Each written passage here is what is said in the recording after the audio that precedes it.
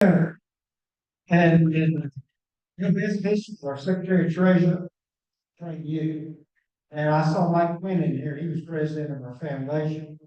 And in the Kiwanis News, it says, "Thought for the week, I am thankful for the taxes I pay. It means I'm rewarded. The clothes that fit a little snug means I have enough to eat. And also the lawn will be mown, windows stay clean, gutters stay cleaned out."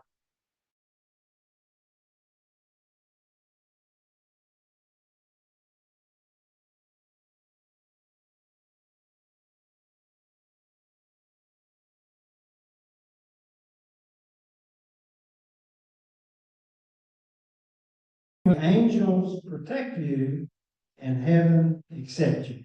Thank you.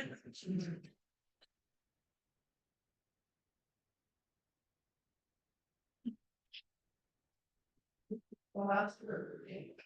Congratulations. Congratulations to the flag of the United States of America, and to the republic for which it stands, one nation, indivisible, with liberty and justice. Thank you, Gary. Next up, we have Peter Johnson, and Peter is going to introduce our guests.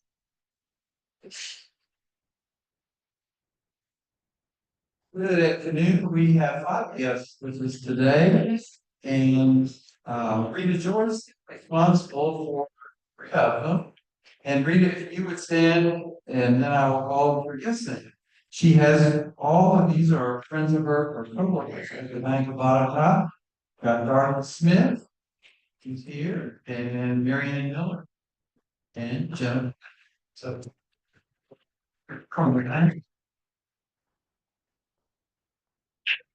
first guest who arrived today is who is a guest of Fred Jeter, and they are right over here. Tom is retired from Anthem. What's too young to be retired, but each one's fine. And yeah, list of the speaker, who is Sabrina Garland, and Sabrina is sitting over here, and she is, like I say, I guess with Southwest Virginia Wildlife.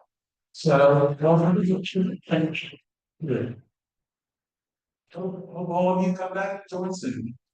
I don't know How that works, I'm sorry. I wish I could help. Thank you, Peter. Okay, next up is Ben Spiker, and Ben is going to conduct some very important business for our club.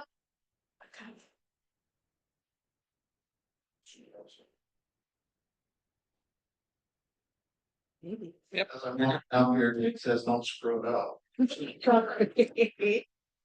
I'll do my best to not screw them.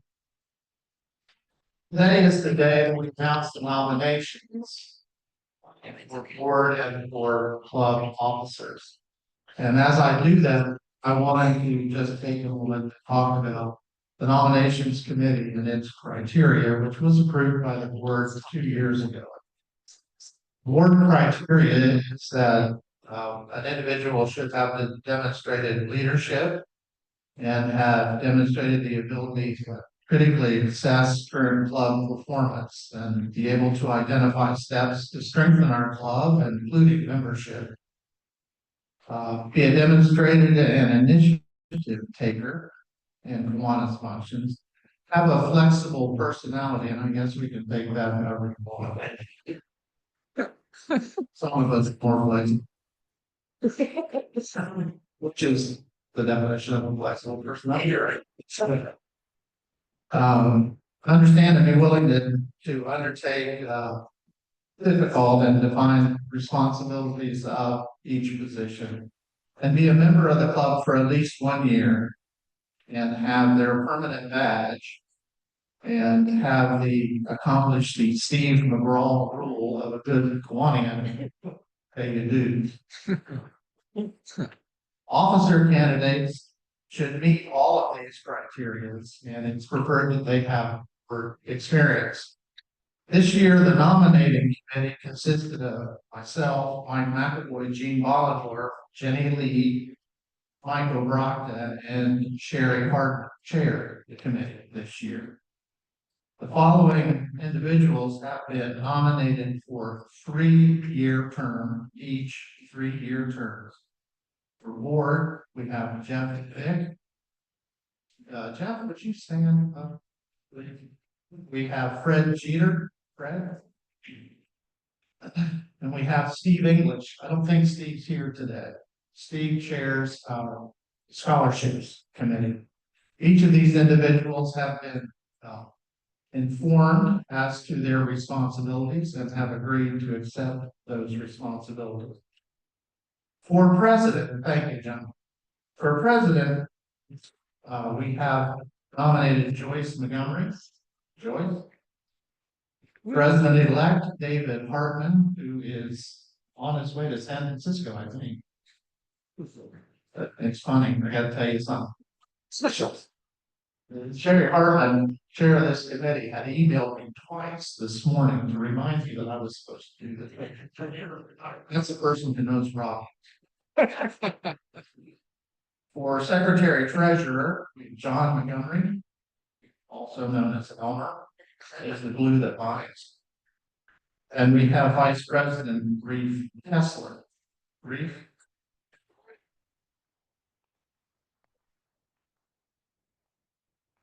The committee regards this as an outstanding group of candidates, and I seek a motion. I move the nomination be closed. I have a motion from the floor that nomination be closed. Do I hear a second? So There's multiple seconds.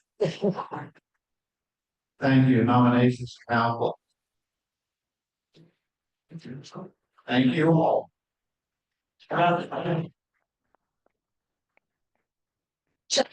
He forgot to mention that I get the best officer position of all past presidents. I'm looking forward to that.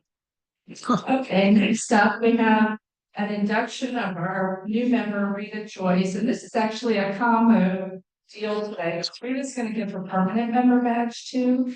Well, I just want to say I'm a little chagrined because I'm Rita's sponsor and I didn't realize we hadn't inducted. And she's such a great Kiwani and she just kind of hits the ground running and you forget that she's not even officially a member.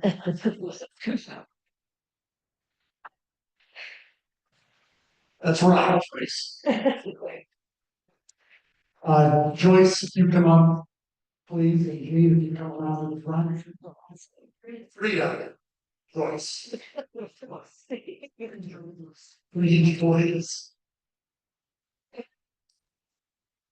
One of the kindest things we can do as Kiwanians is to invite a friend, a neighbor, a coworker, someone we meet on the street to come to a luncheon and see what Kiwanis is all about. The next best thing we can do is to invite that friend to become a member of the Kiwanis Club. Call that sharing the K. And so we're indebted to President Gene for sharing the K, and just would ask that you would introduce Rita to us, why you wanted her to come into this club. Thank you very much, Tom. Well, what I'm going to say is that a lot of people in this room already know Rita. She's got a very large footprint in our community, which is one of the reasons we get along so well. And I was first introduced to her through the Winston Road Area Business Association, and also through her advocacy for the grandparents, which is near and dear to my heart as well. And then I also found out that Rita was the founder of Fed Up, a nonprofit addressing gun violence in our community, and that's also a subject that's near and dear to me. And so she has a really great story. She's very involved in the community and has wonderful family members who are also involved in our community. So that to me is a great recipe for a great Kiwani. I concur. Please, you turn your face, speak. Rita, you've been welcomed into the Kiwanis Club of Roanoke, and you've been explained to you that the duties of Kiwani, what we're looking for. I think you're going to be a great member. You already are showing that because of all the activities you participated in, meetings that you've come to. We're just glad to have you. I've got a few things that I want to give you. But first of all, I've got this. These are some different gloves than I usually give, but and it's because it's cake at time, and we're going to be cooking pancakes there pretty soon. So when you put those on, you put your little finger in. Yeah, there you go. Yeah, there's no right and there's no left. Just like this glove. So when you put those gloves on, when you put the little finger in, I want you to think about the big things that we're going to do for the less fortunate community. And your ring finger signifies the circle of friends that you're going to make here by participating in our service projects. Our middle finger stands above the others on our hand because you could have joined, the Rotary or something, but you chose to join the Kiwanis Club of Roanoke. And we like to think that this service organization stands above others.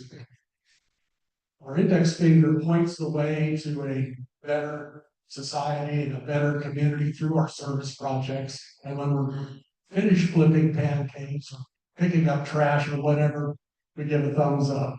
So think about that, and you can reuse those gloves as many times as you want. Don't pick up any pancakes. I got a few things for you. Your Kiwanis pin, your name badge, and I was telling John Montgomery, this is the first time that I've inducted a member that already had their permanent badge.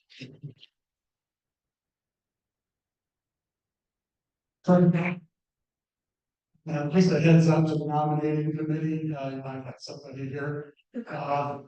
Inside this packet is just some information of our membership directory, some information about our 501c3 foundation that we hope that you consider supporting because it supports our service budget in a large way. Let's all stand, put your fingers and hands together, welcome Rita Joyce.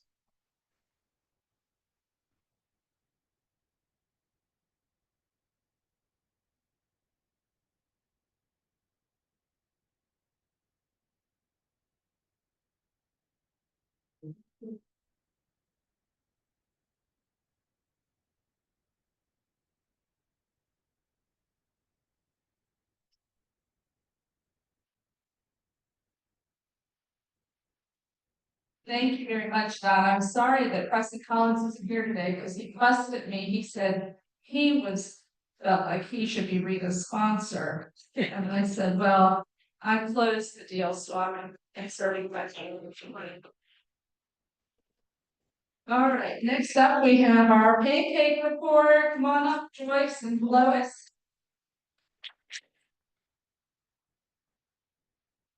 Before I get started real quickly, I just want to say I met Rita Joyce recently too, and I'm very involved in the chamber.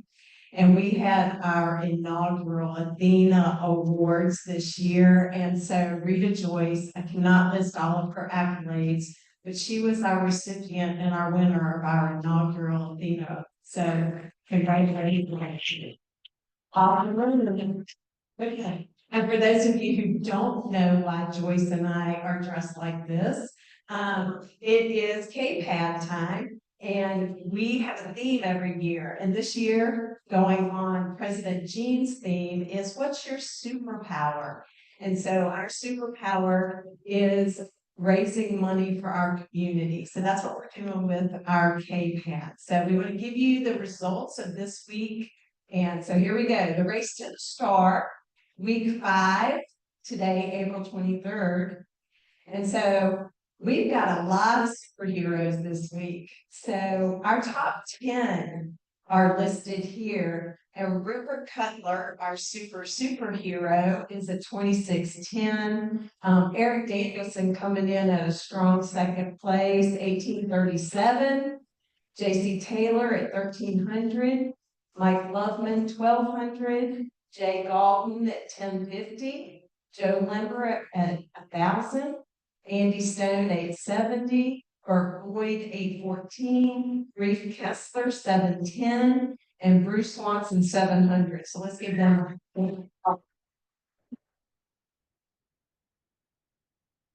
Before we move on, I want to say that we have had half of our Kiwanis turn in money. So we're about halfway through the campaign. So we expect the other our Kiwanians to step up and be a superpower and get those ticket monies turned in.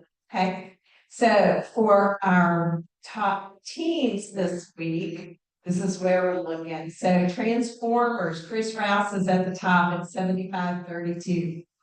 Where is it? Top. Number 2 is Determinators at 59.47. Overachievers, 47.67. Chargers, 46.43. Community, 37.13. And LG Money is bringing up at 28.79. I told you guys we're late bloomers. We're going to show you at the end. All right. So our overall standing right now, our cumulative total today is an awesome 29,400. So we are at about 59% of our goal, you guys. So our goal is still 50,000. We've got 5 more weeks to turn in, so we can get there. We're that close, okay? 29,000. Oh, good. So keep selling those tickets, and Joyce and I, oh, Jay.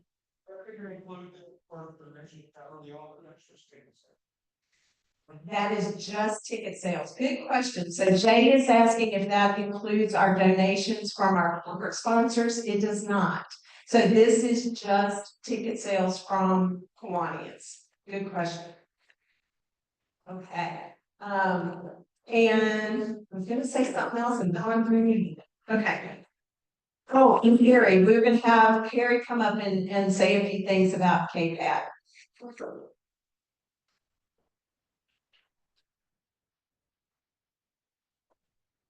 So I haven't turned in any ticket sale money. Were you calling me half? Okay, so I look out here. And almost everybody that I see is signing. Really appreciate that.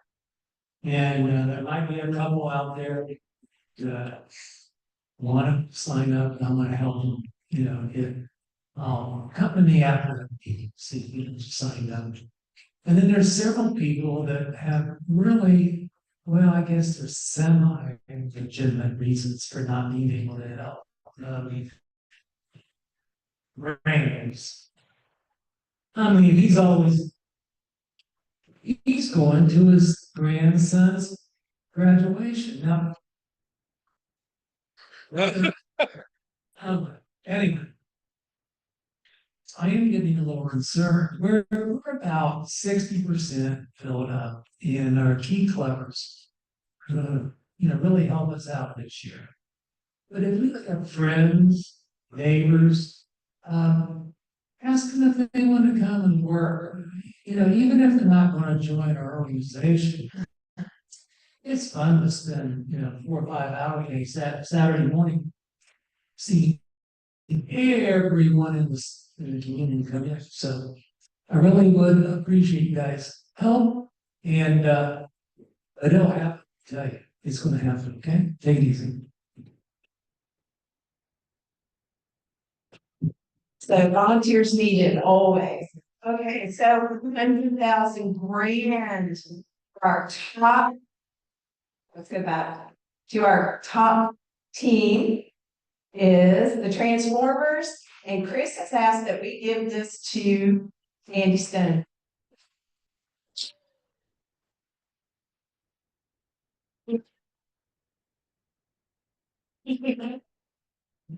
And the money team, I think that's because we like the candy bars, that's why we're staying at number 6, so we can get a candy bar. Kevin, where's Kevin? Yay, Kevin likes the candy bars. But we're late bloomers. I'm telling you, you guys watch out at the top because we're coming for you, right? It's all fun. It's all good. So thank you all. Remember why we do KPAD. Show the back of your ticket, sell those tickets. Thank you very much.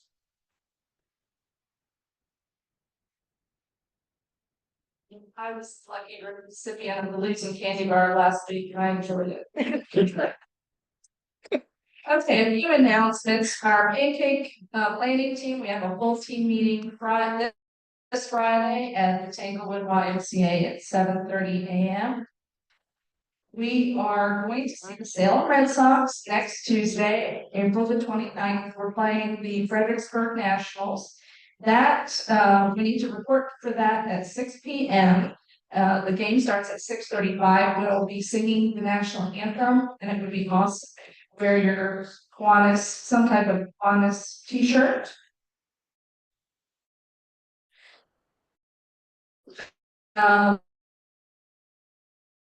Tickets for that, let John know ticket, and just as a reminder, cashless.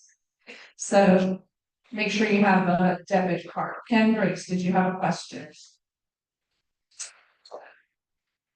Amy Carter, where are we reporting? Anybody know? It's usually at the top of the grandstand where you come in. At the grandstand where you come in, okay. You're right, front of the bar. Where do you want us to meet, Amy? When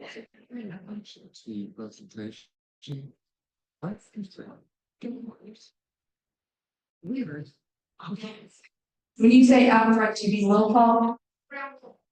Okay, so we'll meet at will call. Thank you. All right, our environment committee meets next Wednesday, April 30th, immediately after this meeting. Let Courtney Plaster know if you want to participate. Let's see. I'm going to call up Jackie Bledsoe and Mike Bell to make a couple announcements. And then also, Cynthia Gray has asked me to put out a call for volunteers for the nature park. They're going to have a planting activity May the 3rd from 9 to 11 a.m. at our nature park over by Melrose Plaza. And we have about 50 plants we need to get into the ground. So if you can help with that, please let Cynthia know. Thank you. All right, Jackie.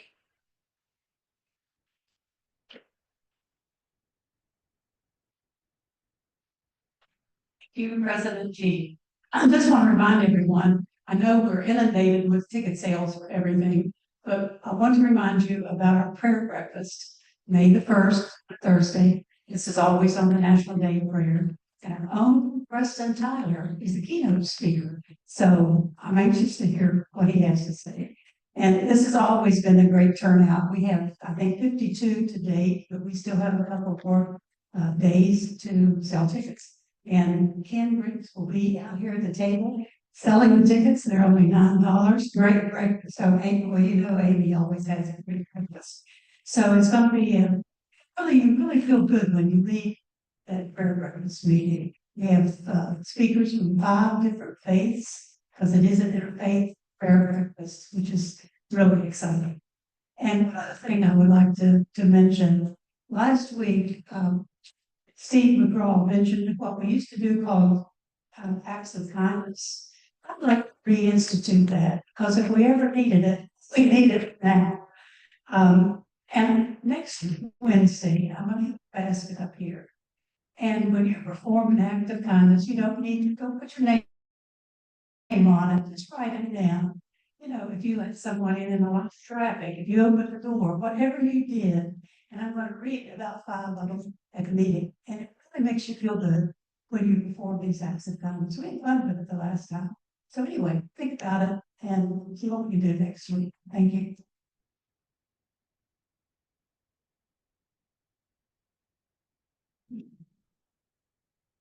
Hello, my name is Fishing Day, which is going to be May 17th this year at New Community Family Services. A year or so ago, we had a speaker named Brian Bell, and before he gave his presentation, he recognized Coach Gaither, not for teaching him all sorts of basketball skills, but he thanked him and recognized him for all the life lessons that he learned from Coach Gaither. And I think Kids Fishing Day is a real opportunity for us to teach these children some life lessons. Perhaps one of the most, perhaps the most important one would be how significant the loss of life is among the fish that we catch. And that will hopefully be a lot, since we don't practice catch and release. All those fish are going to die. But he was listening about seeds. He makes it clear that they don't go to waste. There's some families that don't want anything to fish, but then there's other families that recognize what a valuable resource they are, and they take all they can get to feed their family with. For the longest time, I didn't really think much about the loss of life of those fish because they're fish. They eat each other. But it's a city work. And I think one of the reasons it's significant is because it nourishes our bodies so that we can go out in the world and be good boys and girls. And then perhaps once we all learn how significant the loss of life is among animals, we'll cherish human life even more. So come on out, Kids Fishing Day. It's not just about catching fish outside and having fun and the picnic afterwards. It's a lot of life lessons that we taught. So please join us.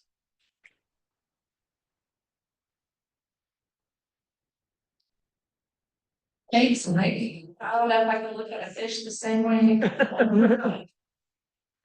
Is there anyone who wants to do a brag buck today? Chris Rex. Okay, we just have a little bit of time, so Chris is going to come up and do a brag buck for our guests. Our brag buck is an opportunity for a member of our club to get up at the podium and speak on something personal or professional they'd like to share with the group, and also make a donation to our foundation at the same time. Come on up. Thank you, President Jane. Good afternoon, Kiwanis. How's everybody? Right. Well, I'm really excited to be here today, and I want to talk very quickly about network. That's one of the mainstays of this club. And I'd like to hold up two of our Kiwanians as amazing networkers. I think that's their superpower, Jane. Leanne Wright and also Jason Pop. And most of the meetings I go to in this community, I see those two individuals. I don't think either of them are here today. They're probably someplace else at a meeting. But I wanted to let them know, and you know, that I think their superpowers are just awesome. So Leanne and Jason, let's hear it for them. And then as part of KPAD, I'd like to let you know that I was able to get two posters put up. One at Harvey's Dry Cleaning. They're over on Brambleton. I see some heads nodding. If you go there, please let Jimmy know that I mentioned him and his wonderful dry cleaner. And also the shoe doc off of Electric. Mike is the owner over there, and a lot of people know him. So please patronize those folks. And again, good afternoon. Have a wonderful day. Thanks so much. Thank you, Chris. All right, now it's my pleasure to introduce David Perry, who's going to introduce our guest speaker, Levi Stivers.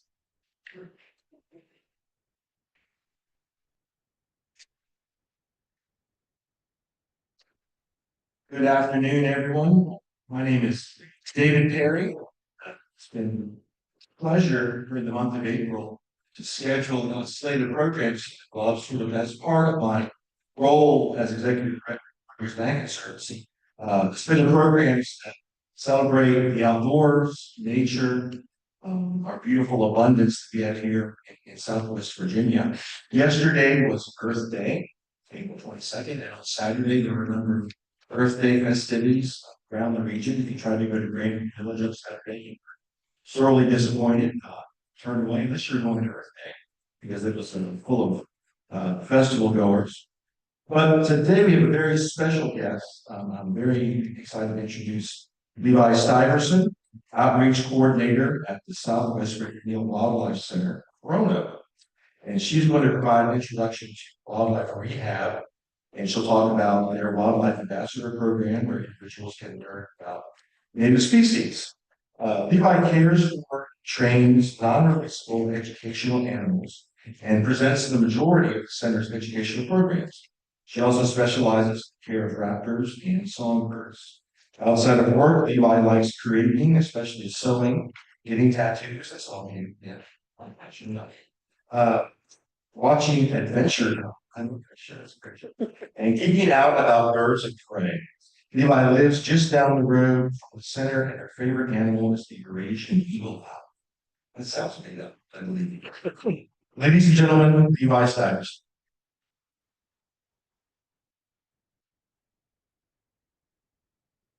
I think I'm the shortest person talking here today. Thank you so much for that introduction. And it is such an honor to be here speaking to y'all. And you'll have to forgive me if I don't know how long I've been talking. I'm famous for going off on tangents. But I'm going to talk about the Wildlife Center and what we do. And I have two very special ambassadors to introduce you guys to. Now, I'll primarily talk over here on the microphone, but maybe we can save the last 5 minutes for me walking around so everybody can get a nice up close and personal look at my ambassador friends. So I'll start a little bit about the center before I start with my critters. So the Wildlife Center has been serving the Roanoke community for over 10 years now, and we are a wildlife rehabilitation hospital. So we are a full veterinary care facility, but for wildlife only. So not just your cats. And we're a 501c3 nonprofit, completely run on donations. And we take in almost 3,000 animals every single year. Now, these are all native animals that have been injured, orphaned, or maybe displaced due to human activity or anthropogenic sources, if you want a really fancy word for it. For example, an opossum gets hit by a car, or a bird flies into a window, or maybe baby squirrels have their tree cut down before they're old enough to survive on their own. All sorts of things that come from humans that affect our native wildlife. And there's quite a few of them, as I'm sure you guys know. So wildlife rehabilitation is a relatively new aspect of environmental conservation, starting around the 1960s in the United States. And it started from just people who weren't quite sure how, but they wanted to help. It started primarily around the time where lots of oil spills were happening. And these people wanted to help these animals that were washing up, covered in oil on the shore. And it has grown into its own career field and specialty. You even are now starting to have wildlife specific veterinarians that specialize in the care of native species, as it is much different from your regular veterinary medicine.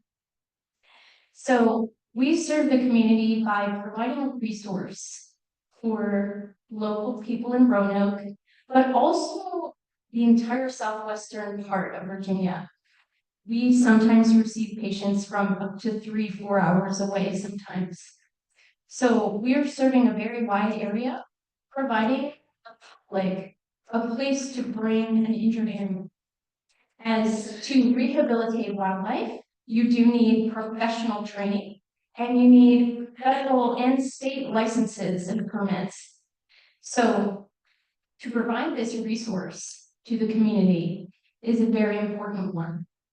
As I'm sure a lot of people, most people, have seen injured wildlife when out and about, or maybe on the side of the road, there is a place for them, thankfully. We are one of only 3 hospitals in the state of Virginia, and I'm going to move right along to introducing you to Captain Jack Sparrowhawk. I'm going to get him out of his carrier right now, so bear with me for just a moment.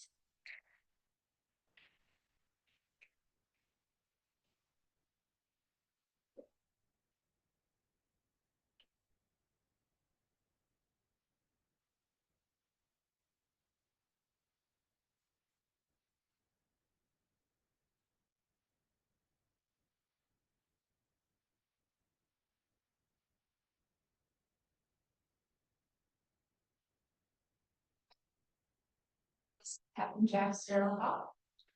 And don't worry, I will make sure everybody gets to get a good look at him. He is a non-releasable educational ambassador. So at the Wildlife Center, primarily what we do is rehabilitation. We take in these animals that are injured and we want to provide them with veterinary care and husbandry, get them all better again, and release them back into the wild where they were found. So returning life to the wild.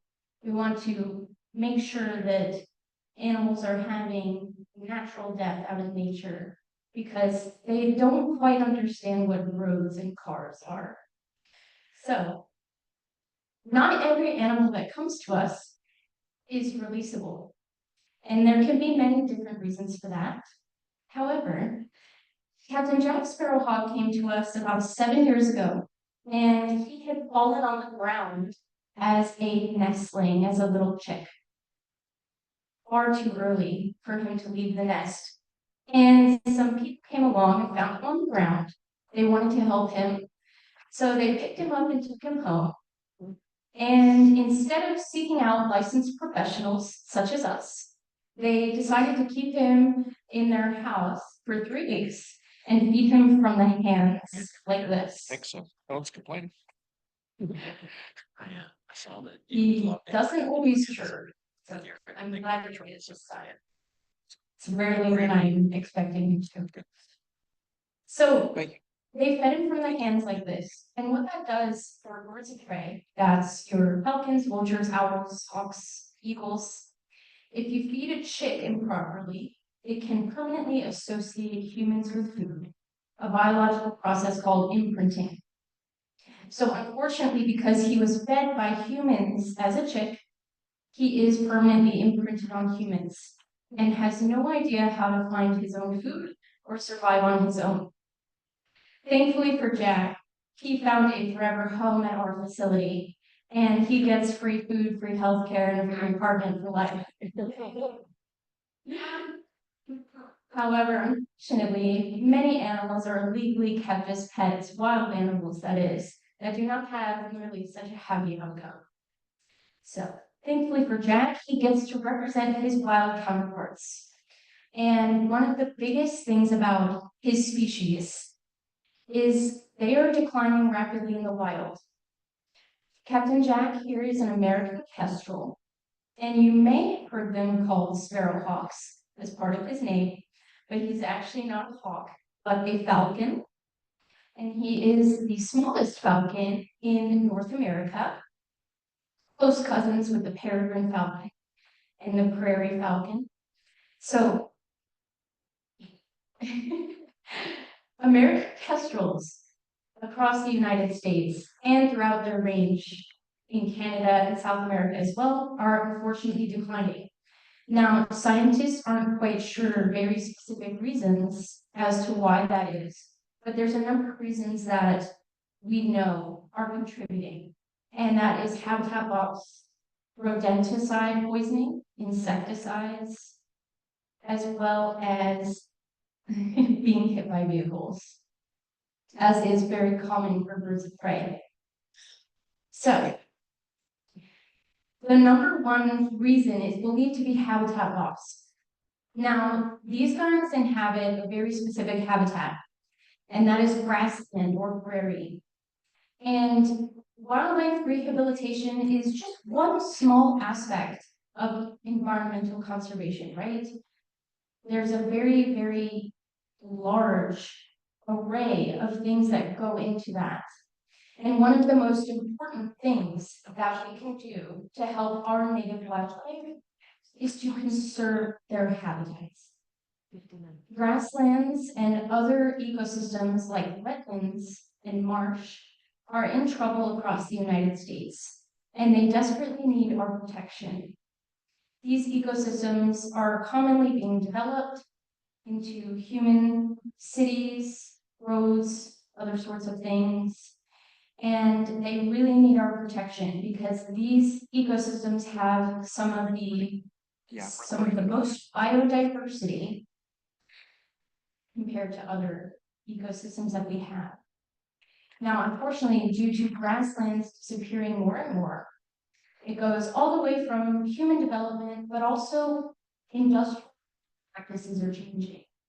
Farmers have pasture less and less. So a wide open field is what American kestrels really need. I don't see many of them here, but I do see a few of them when I drive around the works near the Homestead Creamery, because they've got lots of wide open fields over there. So, because grasslands are disappearing, these guys have less and less habitat to live in. Now, that habitat is also favored by many other birds of prey, so they also face competition from other birds of prey, such as red-tailed hawks and barn owls. He is very small, as you may notice, and he is fully grown. This is as big as they get. And if a red-tailed hawk comes into his territory and wants to take it, he has no chance at contesting that, because he's at the bottom of the food chain, birds speaking. So these guys need wide open fields that aren't treated with pesticides. Those poisons build up in the environment, and rodenticides as well. When we put those into the environment, it doesn't affect the entire ecosystem. So I will move on to my second ambassador. Does anybody have any questions? No? Okay. I will move on to Rio or box turtle. And then at the end, I think I'll get Jack back out and we can do a walk around.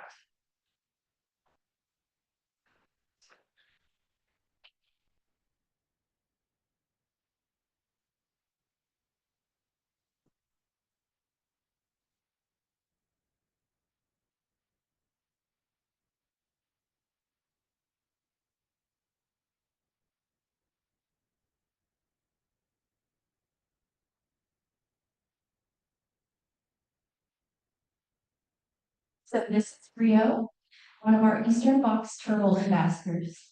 And Rio here is what we call a tripod turtle. She's missing her back leg, and she was hit by a car, and that limb was unfortunately too damaged to heal properly, so we had to amputate for her. Now, box turtles are also declining, and were just declared threatened in the state of Virginia, population-wise. Now, there are many reasons for this, but it is believed one of the biggest reasons is actually the presence of DDT remaining in the environment. DDT being an organochloride used back in the 1970s as a pesticide. And the thing about it is that DDT does not break down in the environment, remain in the environment for a very long time. So even though we do not use it anymore, it continues to affect our ecosystems. This chemical causes the box turtle to develop ear abscesses or ear infections, and is one of the most common reasons box turtles are admitted to our hospital. We have about 48 box turtles currently residing at the hospital, very patiently waiting to be released when it is warm enough. So Rio here is not releasable because her habitat was destroyed. She was found in Roanoke, in a fairly urban place, and by the time she had healed up from her surgery, that place, the entire habitat was destroyed. So she did not have a good home to return to. The fascinating thing about box turtles is that you cannot just pick them up and put them somewhere else. They get really confused if they are not in their home territory. Their home territory is the spot where they're born, hatching out of the egg, and it can be as small as 1 football field or as large as 3 football fields. And when you take them out of their home spot, they really don't know how to function. They don't know how to find food, water, and shelter, and they can only really hibernate well in their home territory as well. So when we admit box turtle patients to the hospital, it's very important that we get exact locations of all of those turtles. So we make sure we're putting them back right where they were found once they're all healed up. So I will wrap it up here with mentioning Give Roanoke again. Today, for Give Roanoke, we are participating and you can help donate to our cause. The funding from these fundraisers help care for our wildlife patients and our ambassadors alike, covering the costs of medicines, food, insects, enclosure repair, training for our ambassadors, all sorts of stuff that goes on at our hospital. So please feel free to check us out on Give Roanoke. And thank you so much for listening. I will go ahead and walk around and chat, or maybe afterwards. We have enough time? Oh, okay, awesome. Okay.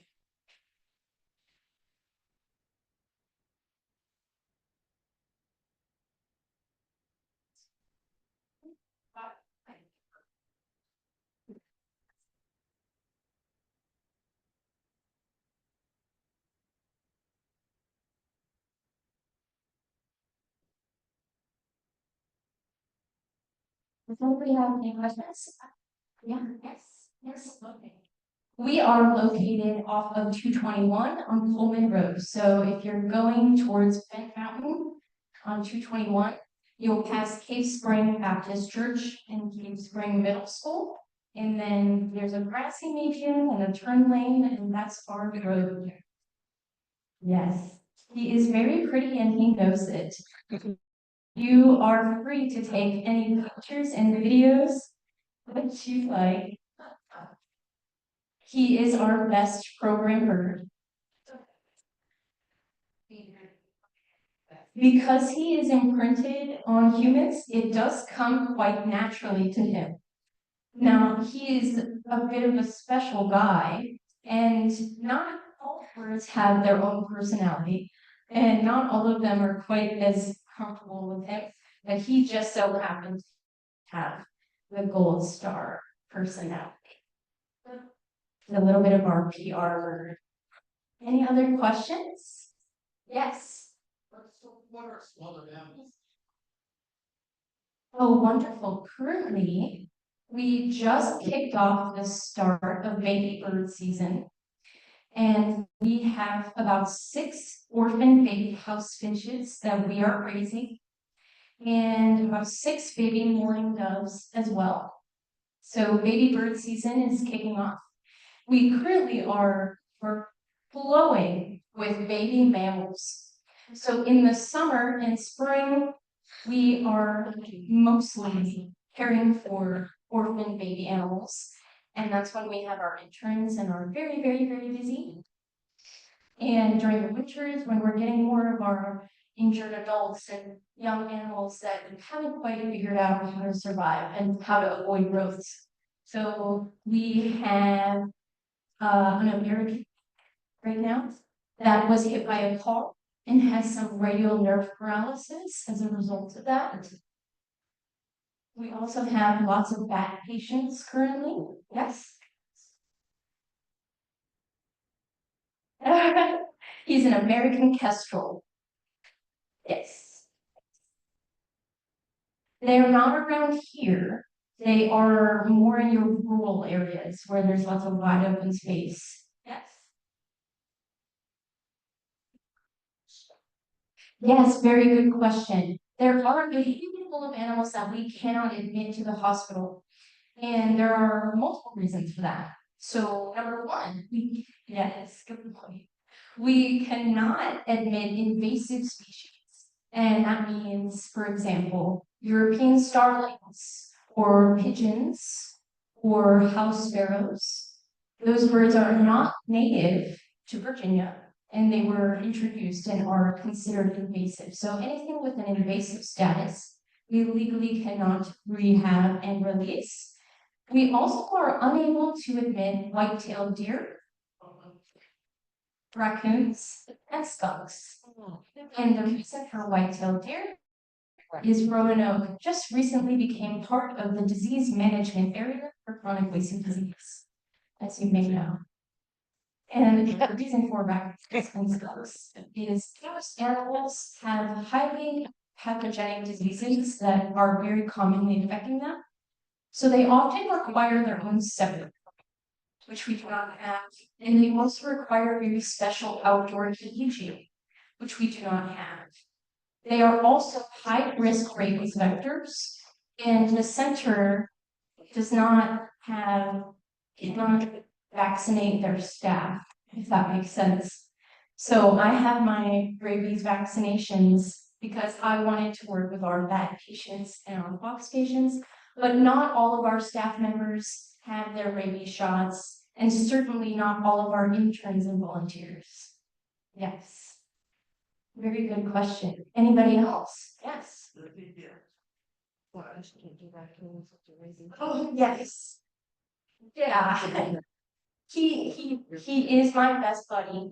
We do spend a lot of time together. I am his primary trainer. So I tend to say that he likes me probably more than most people, but he's very friendly and isn't really choosy. Again, some birds have different personalities and are more picky about their company, but Jack's an all around pretty chill guy.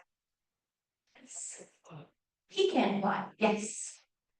Yes, he does fly in his enclosure back home.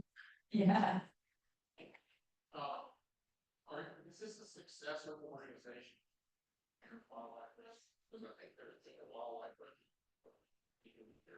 Yeah. Yeah. Yeah. So there's another organization called Roanoke Wildlife Rescue. That might be what you're thinking about. We are not affiliated with them. We're a separate organization. But our founding was actually in Sabrina Garvin's own home. Sabrina, you want to stand up?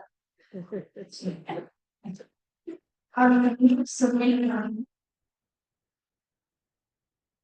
has been rehabilitating wildlife for over 30 years now. And she started out at her home, as many rehab professionals do rehabilitate wildlife out of their own home, out of their own pockets. Again, you require the proper licensing, apprenticeship, and permits, but most do it out of their home. So Sabrina started as an at-home rehabber and just started taking more and more patients, and it grew into the center that we have today with a full staff, multiple veterinarians, a licensed veterinary technician, and dozens of volunteers and interns.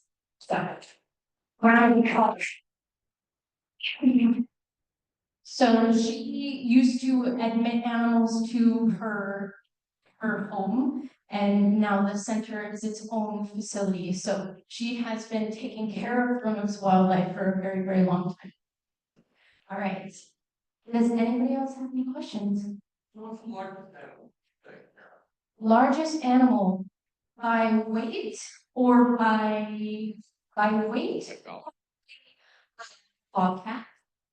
Now we admit them as kittens, usually. They're usually found orphaned. And they stay with their parents for 6 months, their first winter. So we cannot release them until they're old enough to be on their own. So we raise them until they are very large cats. So bobcat is probably the heaviest. We do admit orphaned black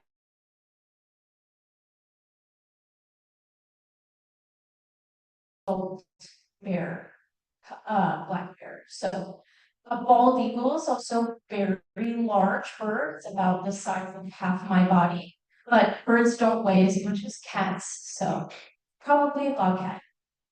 Yes. Yes. It's interesting how old a bird can get. Yes. Like a dove, 20 years old. Yes. Yes. And, geese, maybe what? Yeah. Yeah, birds are highly, highly intelligent, and their intelligence is still being explored by science. Birds have more neurons per square inch in their brain. So they may have really teeny tiny brains, but they've got a lot more brain power per brain space. So many birds do mate for life, and birds are very, very intelligent. So very fascinating. My favorite subject. Thank you guys so much for listening. And I'll go around to chat and answer any other questions that anybody would like to ask. Well, that was fantastic. Let's go.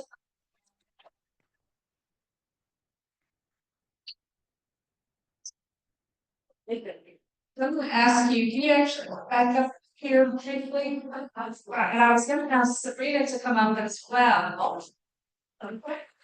We have a small honorarium that we give our speakers, and we'd like to present it today to the Wildlife Center.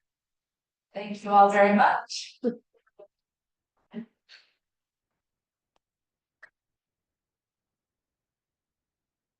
Ladies will stay around a little bit after for more burning questions.